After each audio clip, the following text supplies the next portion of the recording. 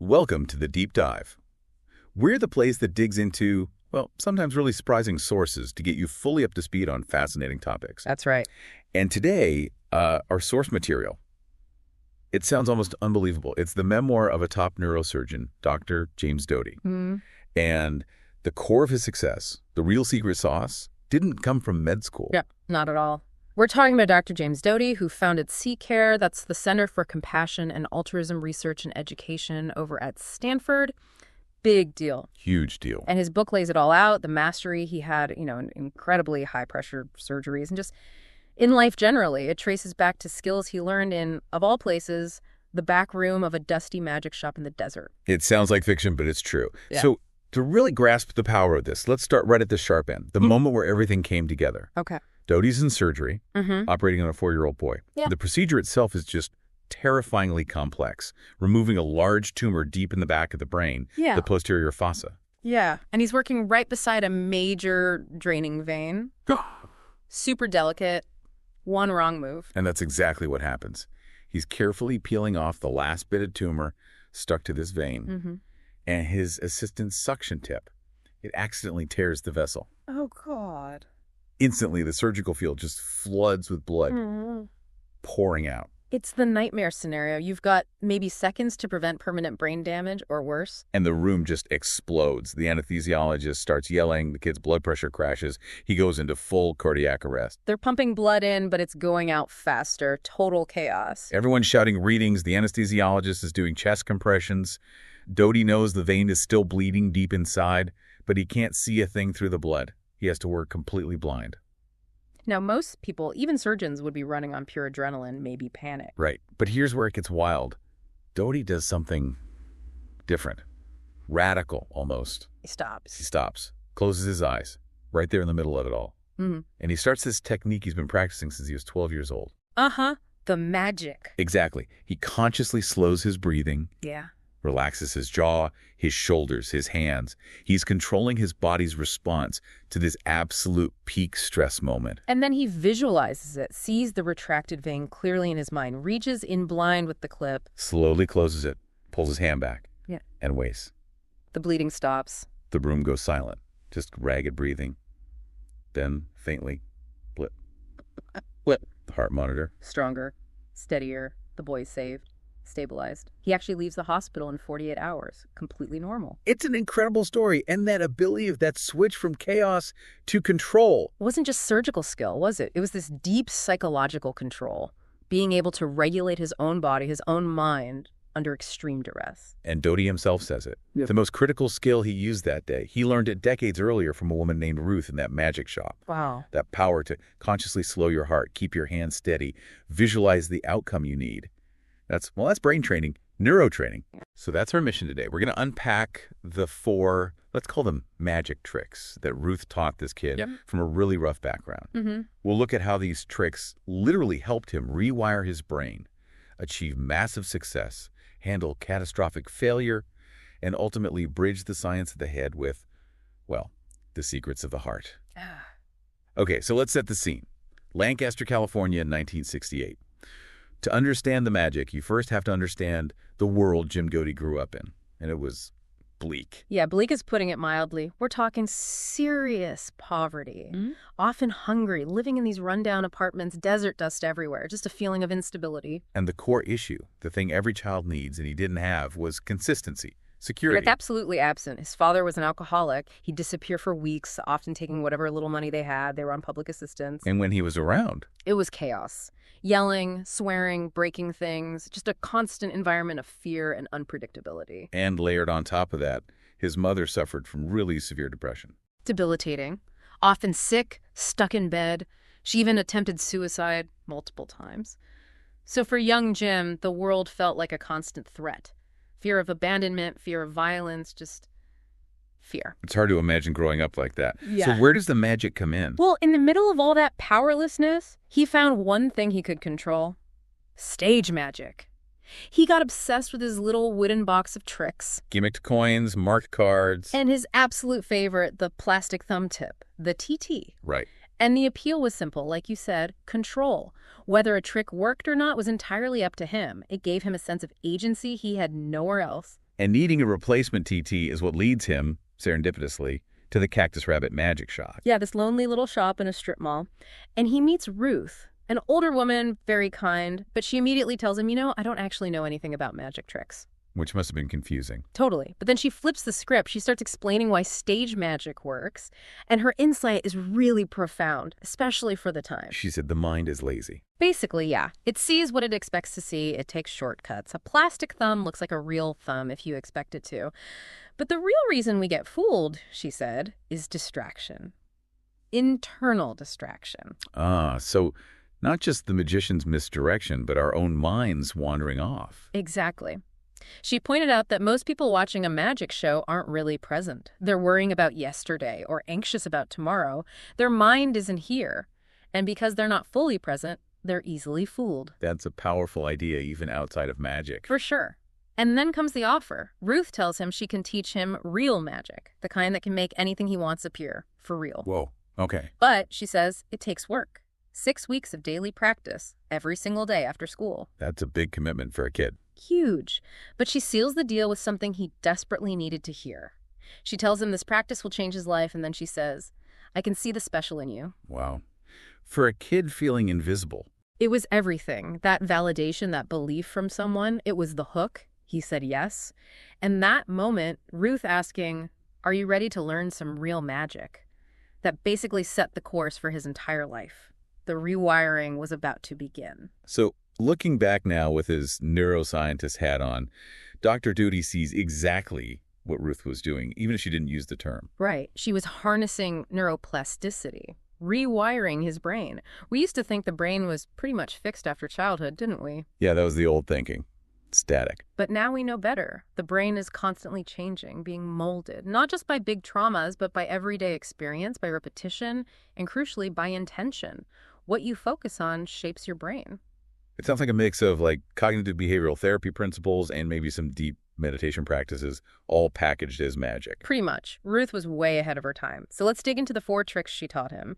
These were the tools for that internal transformation, starting with the body. Which makes sense, because his body must have been just humming with chronic stress. Trick #1, relaxing the body, a body at rest. Absolutely. Living in that constant fight or flight mode. That system is designed for short bursts, right? Run from the tiger. Right. Not for years of ongoing threat. Exactly. When it becomes chronic, your system is flooded with cortisol, adrenaline, leads to constant anxiety, tension headaches, a suppressed immune system, tight muscles. That was Jim's baseline. So how did Ruth teach him to counteract that? The method sounds almost too simple. It does. Controlled breathing. Slow inhale through the nose, hold, slow exhale through the mouth, paired with progressive muscle relaxation. Like starting with the toes. Yep. Wiggle the toes, focus on them feeling heavy, then consciously relax upward calves, thighs, back, shoulders, jaw, face, systematically releasing tension. Okay, simple exercise. Yeah. But what's the science there? Why does that work so powerfully? Okay, so this is where it connects directly to his future as a surgeon. That specific kind of slow, deep breathing, it directly stimulates the vagus nerve. The vagus nerve. Yeah. Right, the big one that wanders through the body. The 10th cranial nerve, yeah. Runs from the brainstem down through the chest to the abdomen, connects to the heart, lungs, gut. It's huge. And when you stimulate it with that kind of breathing, it activates the parasympathetic nervous system. Which is the opposite of fight or flight. That's the rest and digest. Exactly. It's like flipping a switch. It tells your body, okay, threat's over, you can calm down now. It lowers heart rate, reduces blood pressure, eases muscle tension. So the point wasn't just to feel relaxed in that moment. It was training. Training his body to regulate itself on command. Precisely. That's the skill that let him stand in that chaotic OR decades later, facing catastrophe, and consciously choose to lower his own heart rate, steady his own hands. He'd built the neural pathway through repetition. Wow. He mentions it took him, 10 days just to get the hang of fully relaxing? Yeah, it wasn't instant. It took consistent practice. But once he gained that basic control over his physical state, the mental stuff became possible. Okay. Which brings us logically to trick #2, taming the mind. Thinking about thinking. If calming the body was tough, silencing the inner monologue for a stressed-out kid, that sounds almost impossible. Especially when that monologue is playing disaster movies on repeat, right? Worrying about his dad coming home drunk or getting evicted again. Yeah. Ruth nailed it, calling it the nonstop DJ. Neuroscientists would call it the default mode network, the DMN. The DMN. That's the part of the brain that chatters away when we're not focused on something specific. That's the one. It does self-referential stuff, rehashing the past, worrying about the future. And for Doty, that DMN was cranked up to full volume, playing anxiety and insecurity tracks. So trick #2 is basically turn down the volume on the DJ. How? Ruth gave him 3 main tools for focus. The first is classic mindfulness. Notice when your mind wanders, gently bring your focus back to your breath. Simple, but requires constant practice. Okay, standard meditation technique. What else? The second was more visual, focusing intently on an object, specifically a candle flame. Right, I remember reading that. Staring at the flame. Yeah, analyzing it. The blue part at the bottom, the orange middle, the white tip. Just getting lost in it. That intense focus on one thing helps quiet the DMN chatter. And he mentioned it brought up a happy memory. Fleetingly, yeah, of being warmed by a fireplace, which shows, the emotional relief you get when you can just switch off the worry circuit for a bit. And the third method, the mantra. Yes, the famously weird mantra, Chris Knob. Chuckles slightly. It's so random. Totally random, but that's the point. It's nonsensical. You repeat it over and over, and it acts like a cognitive anchor. It tricks the verbal part of your brain, occupies it, so it stops replaying those anxious thoughts. So it's not about the meaning. It's just about the repetition and focus. Exactly. And doing this day after day, that built the mental muscle, the intense concentration he'd need later for the sheer academic grind of medical school, coming from such a chaotic background. Okay, body relaxed, mind quieter. Now we get to what Ruth called the most important part. Yeah. Trick #3. Opening the heart. This feels different. Less technique, more emotional deep dive. Vulnerability almost. Definitely. And the lesson kicked off with a real-life example. Jim overheard Ruth and her son Neil arguing. And his immediate reaction, typical for a kid from his background, was to internalize it. He thought they were mad at him. Right. He felt miserable, ashamed, and Ruth saw it. She used it as a teaching moment. Jim, she said, not everything is about us. Oof, direct hit. Addressing that tendency to self-blame, that lack of self-worth. Exactly, which is huge for him. So the first part of opening the heart was internal. She had him start reciting affirmations, a kindness mantra for himself. I am worthy, I am loved, I am cared for. Powerful words, especially repeated daily. It was about building a foundation of self-compassion, countering that negative inner DJ. Ruth called it sawing my heart wide open. Okay, so starting with self-love. But the trick involved more than that, right? Projecting it outwards. That was the core of it. The exercise was, first, feel unconditional love. Right. Really sit with that warm, safe feeling. Maybe you recall someone who loved him unconditionally, like his grandmother. Okay.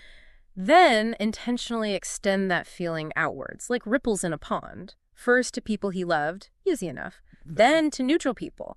The mailman, someone at the grocery store, people he didn't know well or have strong feelings about. Okay, still manageable. And then came the hardest part, extending that same feeling of warmth and acceptance to people who were difficult, people he actively disliked or held resentment towards. Wow. That requires seeing them not just as antagonists, but as flawed humans too. Precisely. Seeing their struggles, their imperfections, just like his own. It's incredibly difficult, especially carrying the weight of past hurts. And Ruth emphasized this was the key. She hammered it home. This wasn't optional. She said it was the most important part and had to be done before the final trick. Her warning was stark. What did she say? Basically, the head is powerful, but it can only get you what you really want if you open your heart first. She explicitly warned him that using the focus and control from the first 2 tricks without an open heart would lead to pain and suffering. That's some serious foreshadowing. Huge foreshadowing. It's the lesson he'd tragically ignore later on. Okay, so that sets up the grand finale. Trick #4. Clarifying your intent. The window of visualization. This is where the famous list comes in. The 10 wishes. Yeah, it's such a perfect snapshot of a kid dreaming his way out of poverty. Let's see. Don't get evicted.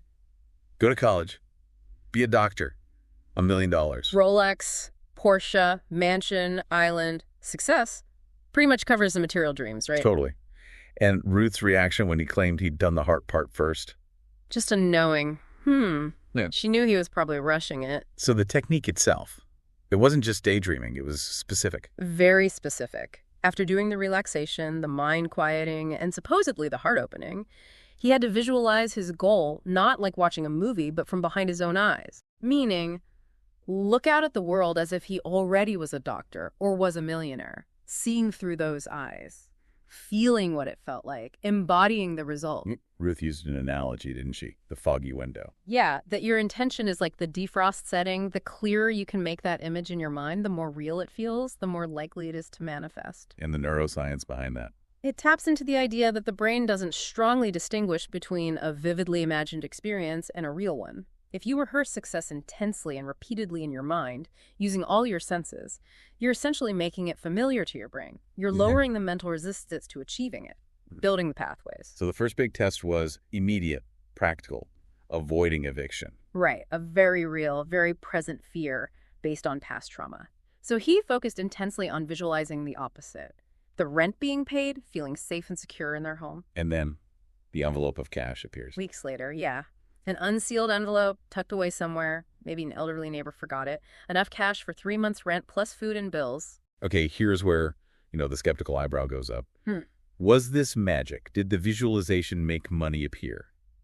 Or is there another way to look at it? That's the million-dollar question, isn't it? And Doty himself, the scientist, has reflected on this a lot.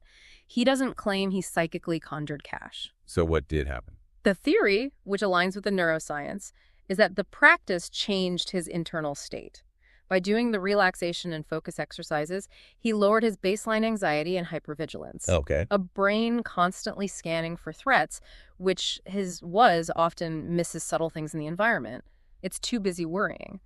By calming his system and sharpening his focus, the idea is he became more perceptive, more open to noticing things he'd otherwise miss. Like an out-of-place envelope. Exactly. An anomaly he might have walked right past if his mind was consumed by disaster scenarios. So the magic wasn't bending reality, it was shifting his perception to recognize an opportunity that might have already been there. That makes a lot more sense. It puts the power back in the internal work, not in wishful thinking.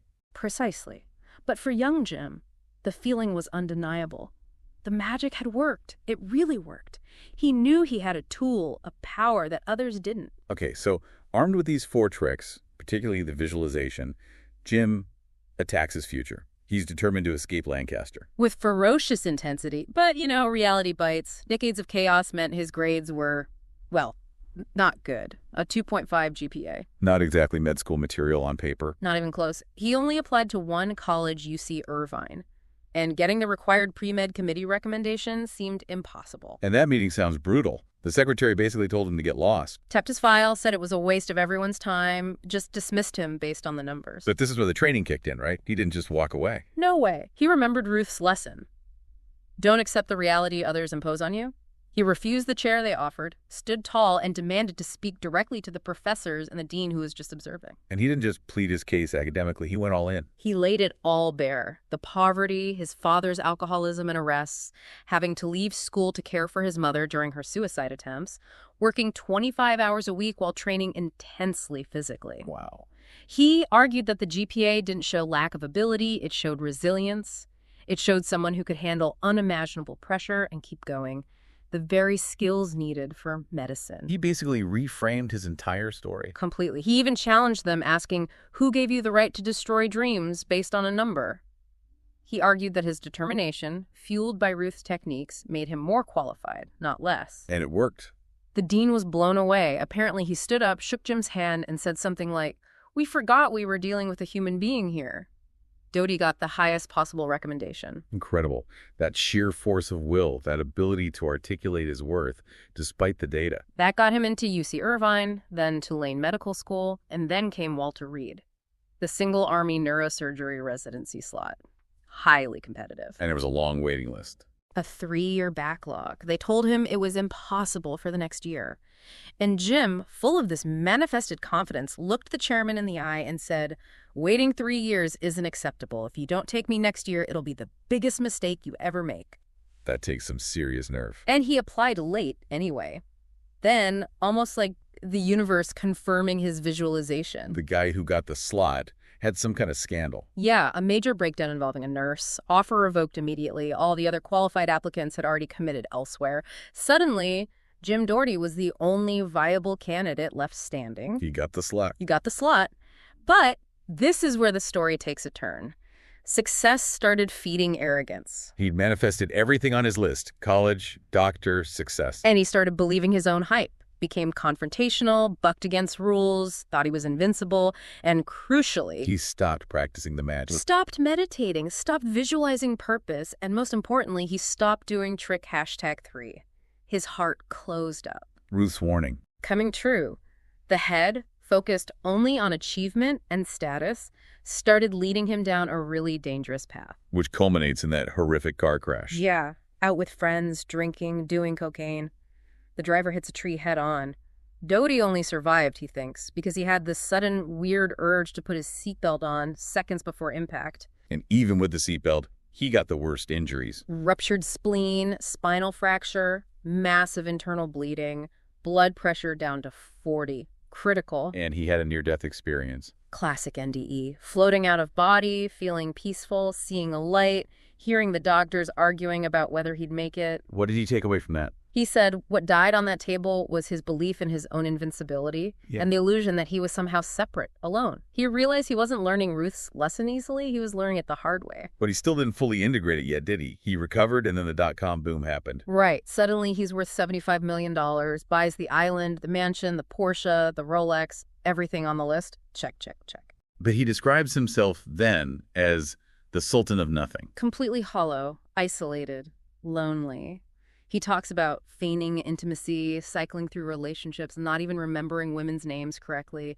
He had all the external markers of success. But zero internal fulfillment. Ruth's warning, manifest. Using the power without the heart leads to suffering. Exactly. And then, bam, the market crashes, wipes him out, loses everything, the houses, the cars, the money, deep in debt. Rock bottom. But then comes the ultimate test. The universe wasn't done teaching him yet. Remember that stock he donated to charity years before?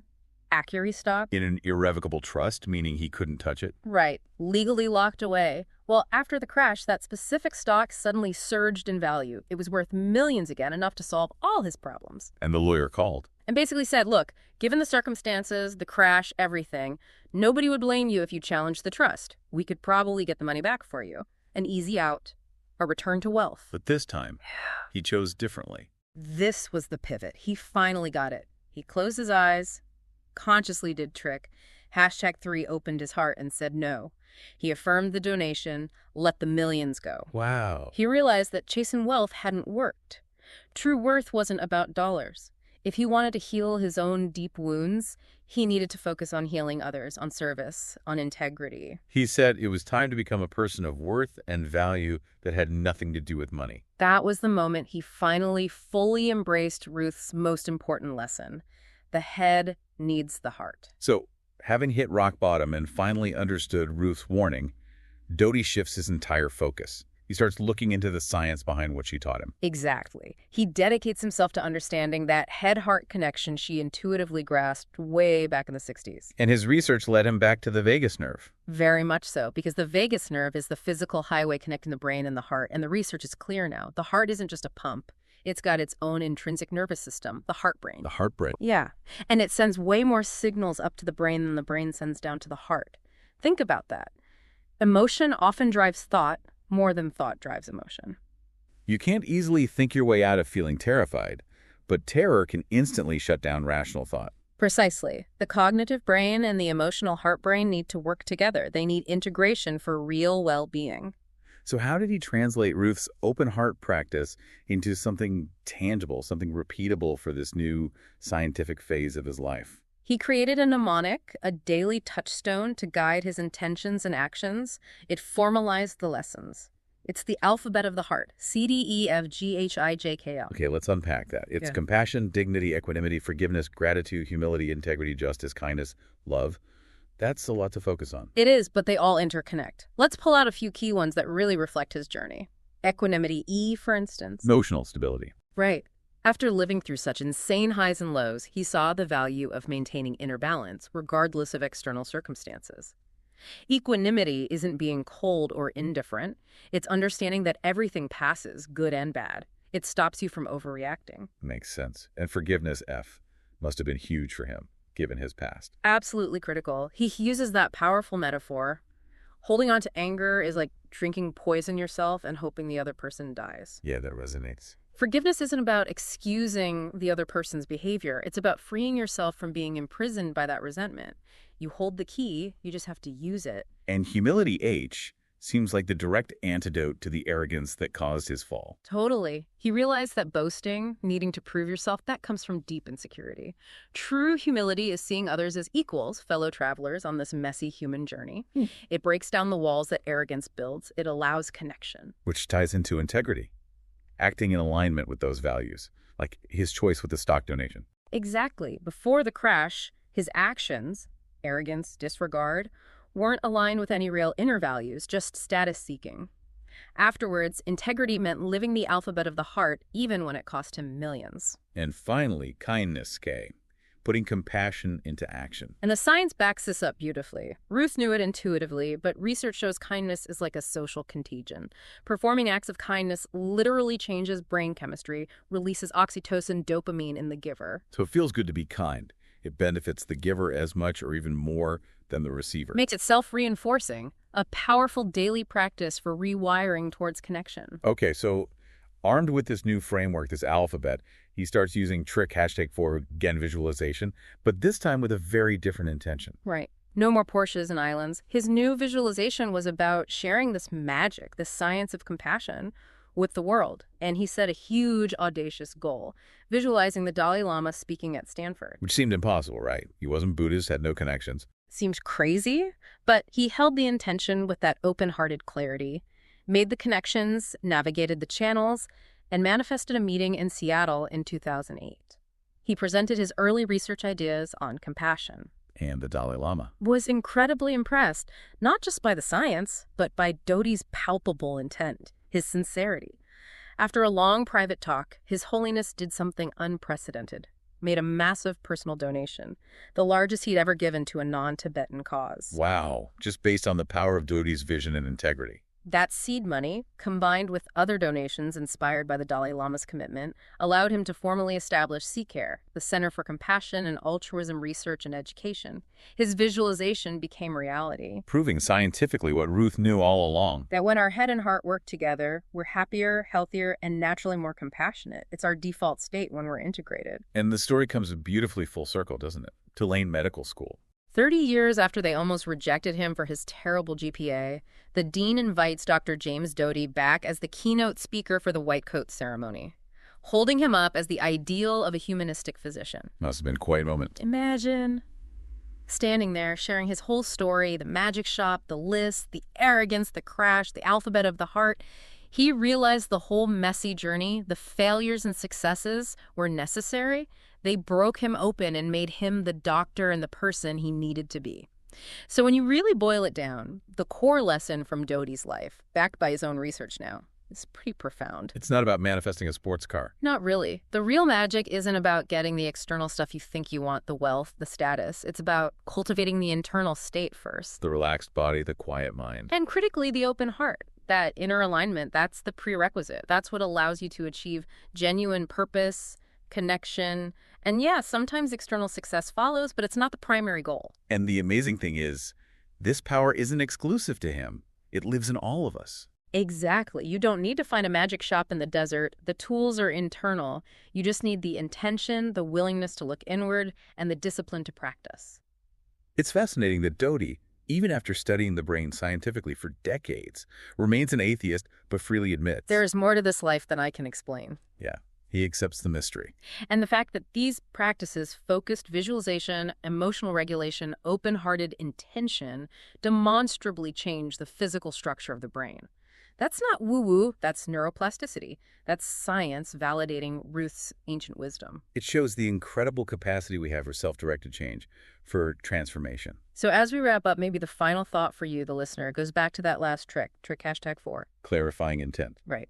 If we accept that this combination of inner work, relaxing the body, taming the mind, opening the heart, and then setting a clear visualized intention can literally rewire your brain and lead to outcomes that might seem miraculous. What's the one singular, clear, heart-aligned intention you would choose to focus on starting today? What image would you put on that defrosted window?